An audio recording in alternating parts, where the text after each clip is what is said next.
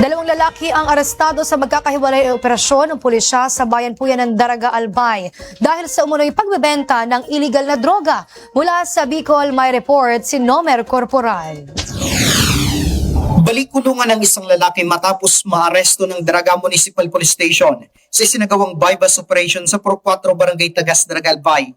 Pasado alas 5 ng hapon nitong Martes, Enero 13, kinilalang 31 anyos na suspect na si Elias Saddam, walang hanap buhay at residente ng nasabing barangay.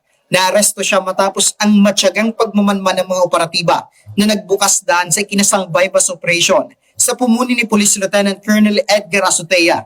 Nakuha sa suspect ang ilang plastic sachet ng hininalang shabu habang nahulihan din siya ng isang kalibre 38 na revolver na walang dokumento.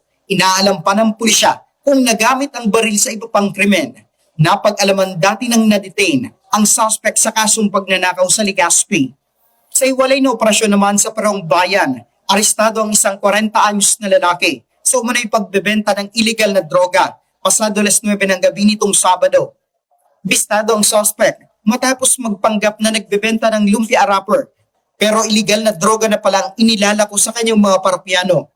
Samantala, pinuri ni Albay Police Provincial Office Director Police Colonel Noel Nunez ang dalawang matagumpay na operasyon ng Daraga Police.